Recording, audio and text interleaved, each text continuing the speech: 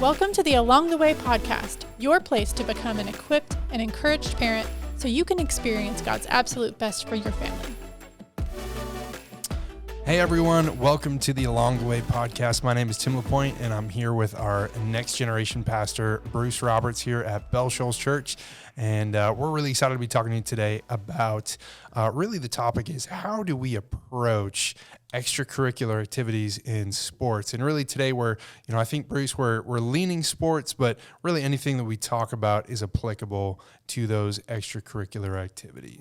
Right. So, when you look at the majority of extracurricular things that people are doing, the vast majority of us put our kids in sports on some level. And I think that's a really good thing. It's a really good thing. But so all the things that we're going to talk about, I think that you'll be able to extrapolate that and apply that to a lot of different spheres of life. So in general, as parents, how should we approach this? There's things like there's schedules that you have to deal with.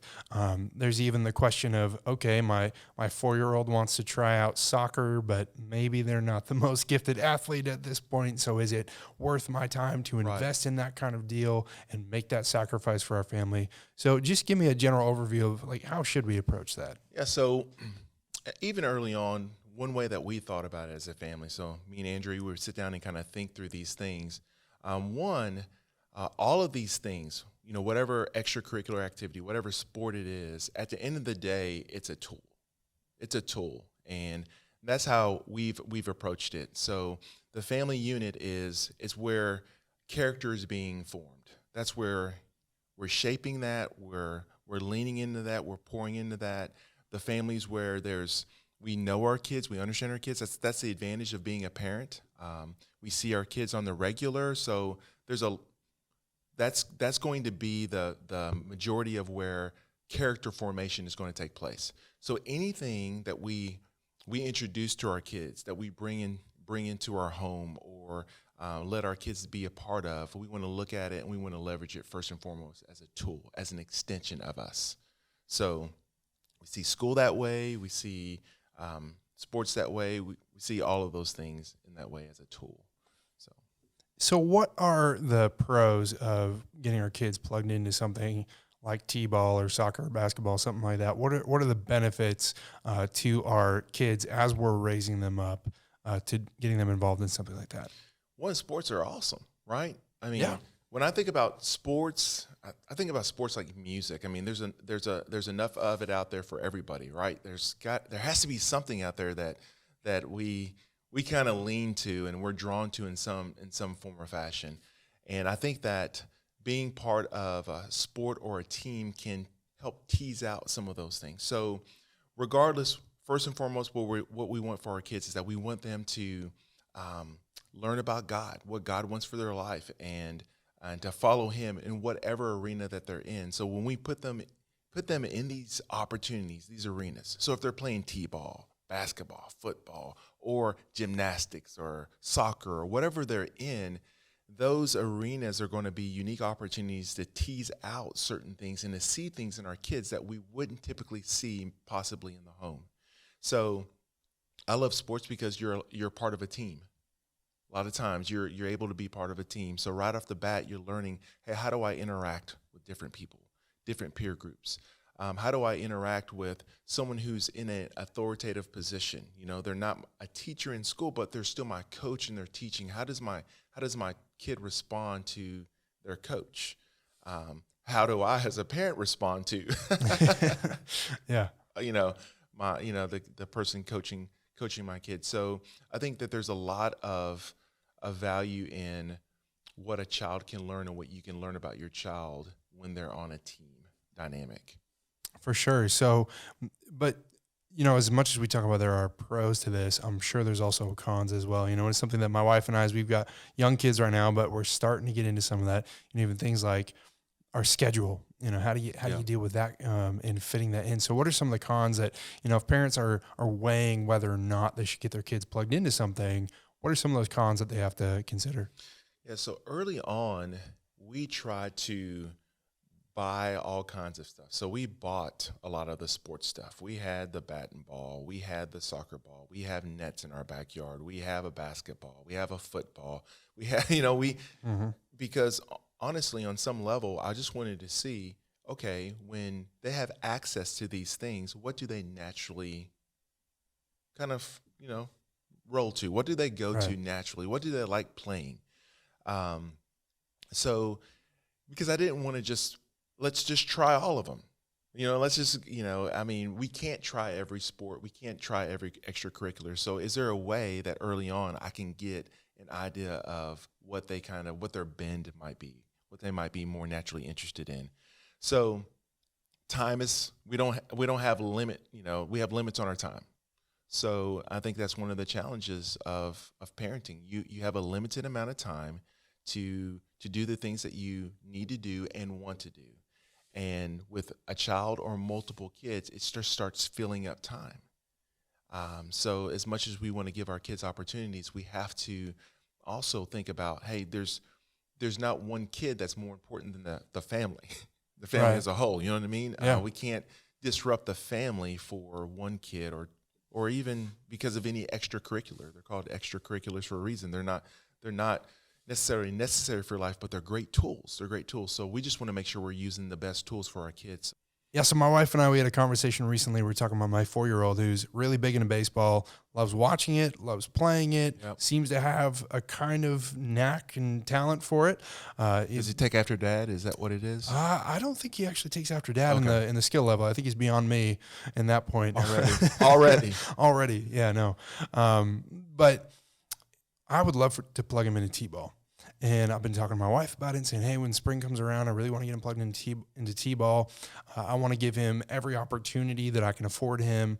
If I can pay for it, I want to be able to do that. If our schedule Right. can allow for it, I want to be able to do that. But my wife, I think it's healthy that we both have a little bit of differing perspectives. Her perspective is being a little more cautious and saying, well, we've got 4 kids.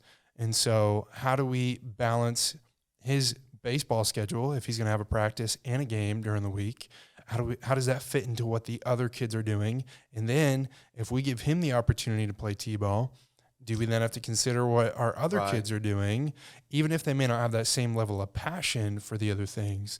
So for parents, especially who have multiple kids, how do you approach that challenge where maybe you've got one kid who's really into something, but then the other kid might not necessarily understand why they're not getting that same opportunity? Right. So I think that's like one of the fears of parenting. You don't want to be the cause of holding your kid back from an opportunity.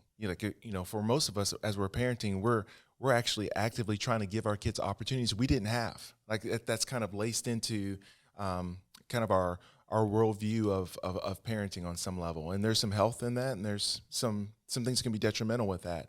But we definitely want to give our kids opportunities, right? Especially when we see natural talents or natural gifts that might lean that way. So one, I would just say, just don't feel the pressure of putting our kids into everything. Remember, we're tools. These things are tools, right? So we can feel free in allowing our kids to do some things while some of our kids don't get to do those things. And there's a stage of life thing. So if you have a lot of young kids right now, and how old we're talking about 4 years old? Yeah, my 4-year-old, yeah. So we have to, we want to introduce the game to them, but with having a newborn, you have to kind of discern, is this the best time to engage this? You have to think about, what they're for right now. If we waited a year, because a lot can happen a year and you can get some balance in here. If we waited a year, one day will you look back at this and think, you know what, if we would have started at 4 years old, his life would have been completely different. That's probably not gonna happen. You know what I mean? Yeah. Or there's things that you can do in the interim. You know what? In the backyard, can you lean into it a little bit? Can you grab a YouTube video? There's Sure. things that you can still work on. But the team dynamic and getting on a field and those kinds of things, delaying a year may not be such a bad idea. But I get it because they're good at it, and you want to give them the opportunity. You don't want to rob them from that. So, but time is such a crucial thing, and that's the limited thing that we have, and we don't want to sacrifice the family and the time that you have together and the opportunities of other kids because of or of our wives for that matter, or Yeah. our husbands, so there's a lot of balancing going on with that. And that's a good thing about sports is that there's seasons, and you approach seasons differently. So in this season, you may have through communication, just understand, this is what it's going to look like for the next few weeks. Our kids are in a league right now, and it works out for us because they play on the same team. I coach them. Not everyone can do that, and I'm not even sure I can. But Yeah. they're on the same team, so we practice at the same time. We play games at the same time, so we're there at the same time. It's a very measured thing. So we can control that a little bit better. So I would just look at those kinds of opportunities as what's gonna fit best with your family, and just kind of the ebb and flows and where each kid is at their current place. Sure. So it sounds like from what you're saying, like our priority when it comes to this, when it comes to extracurricular things, is to make sure that we're protecting the family time. Does that sound right? Absolutely. Because that's the unit, right? So you don't want to put yourself in a situation where by God's design, the very thing where all that character formation is happening, them learning, keep in mind, they're learning how to be part of a team in their family. A lot of those same elements relationally and roles and all of those things are going to bear themselves out in whatever sports arena or extracurricular that they're being a part of. There's still going to be authority. There's still going to be roles. There's still going to be discipline. There's still going to be,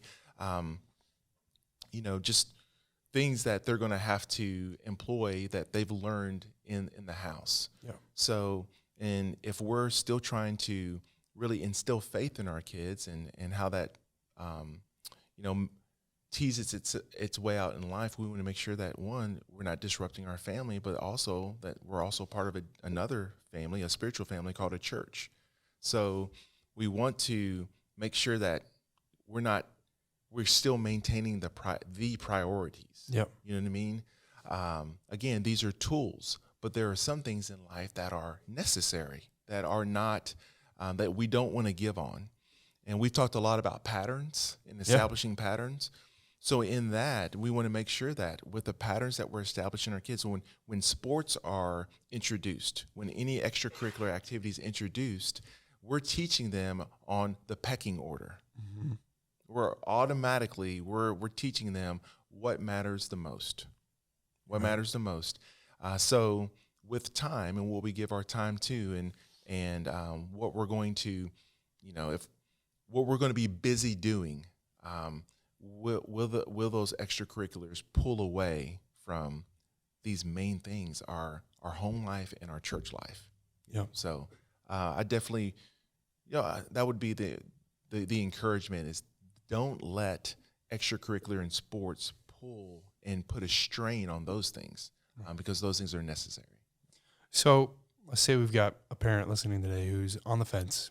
My kid is asked to take piano lessons or to get into gymnastics, and I'm just not really sure whether or not that's something that we can handle. Or maybe you've got a parent who's listening today and they're saying, we're in the middle of soccer season and I'm doing 3 practices a week, and man, this feels like a lot. Is it worth it?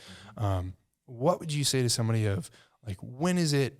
So we know the priority is protecting the family time. Mm-hmm. When can we say yes to those opportunities? When is it appropriate for us to say, you know what, now I feel like I can go ahead and get my kid plugged into this and feel confident that we're protecting that family time too? Yeah. So, you bring up like piano and those things. There's a financial aspect to some of this as well. You know what I mean? So again, we're talking about some, when we look at time and money, we want to be really good stewards of that. So I would say, again, introducing your kids to these things is good.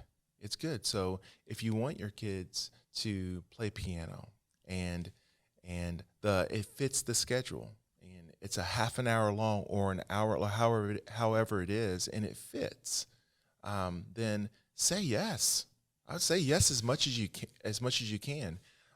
Just see if it sticks. On some of this, you won't know until they actually try some of those things. So, again, to say that our kids being part of some type of extracurricular, it's not going to have any impact on the family is unrealistic. It's going to impact some things, but in the overall goal of what you have for your child, and with this tool, is it still going to play a part in the shaping in the end game, in the end goal and what you have for your child, what you can learn about them, and also just, again, learning about the way God's made them and the gifts and talents that they may have that you may not know or be able to tease out without some of those opportunities. So try things, yes, but I wouldn't say you have to try them all at the same time, and then everyone has to try them at the same time. So you just have to discern, like, does it work for our family? And if you have a child who's involved in 2 different things at a time, and another one 2 different things at a time, and you can't have dinner until 7:00 every night, and then you're rushing to do your homework, and now what we've modeled for our kid is that it's their childhood, and it's frantic. Like, we're on a schedule, we're on the go. It's go, go, go, go. And sometimes it feels that way, but I wouldn't make that a steady diet for the family. I'd avoid that at all cost. So I think we can kind of end with this here, but ultimately what we talk about on this podcast, it's not just practical tips, but ultimately it's rooted in what we believe the scripture says about the role as a parent. So for parents who are trying to navigate the crazy schedules and trying to figure out, how do I invest in my kid and their talents? From a scripture perspective, what would your word of encouragement be to them as they navigate the challenges of trying to figure out this extracurricular schedule and how to invest in their kids? Again, it's seeing their primary role. That's where I would start. What's the primary role of me as a parent? Okay, and it's to pass down the faith. That's the primary role, and that's done in typically in the context of the family, home, and the name of our podcast is Along the Way. So their parenting, most of it is done along the way. That's it. So you can parent in extracurriculars. That's not anti-parenting or in the way. There's a lot of opportunity for you to parent through that. But I would start with, okay, what at the end of the day, what's the main thing that God has called me to do? What am I to do? And it is to pass along the faith. And that's where I would rest, and I would put my priorities in terms of how we structure our home and what we're modeling there, and the role that our church has to have in our life. I would plant there, and then I would build around those things. I would build around those things in measured ways, and just, again, you have a limited amount of time, so play as a family. That's part of it as well. But I wouldn't just put our kids in extracurricular or in sports for activity's sake. It has to serve a purpose. There has to be a win involved that we're after when we're doing that. Not so much that because Johnny's playing this or Jimmy's playing that or Susie's in this, we have to find something for the other one to do. You know what I mean? So I would just really look at that and see, okay, what's going to help us to keep the main thing, and then we build around that. Yeah. So really, when we're talking about this, it sounds like what we're saying to parents is that foundation has to be there. Mm-hmm. That foundation of focusing on pouring faith into the family. If we're getting our kids plugged into sports, but we're not doing that well, then we kind of need to refocus our priorities. But I hope that our parents that are listening to this, or those that are thinking about becoming parents, or maybe on the way to becoming parents, I hope they found it helpful. If you have found this episode helpful, we would love it if you would share this with your friends, and if you would give us a kind review there. And we don't say that just so that the name of the Along the Way podcast gets blown up, but we do that because we want to help more and more parents just really step into their role that God has called them to be. So again, if you would share it, leave a review, we would love that. Bruce, thanks so much for talking with us today, and we hope to catch you next time along the way.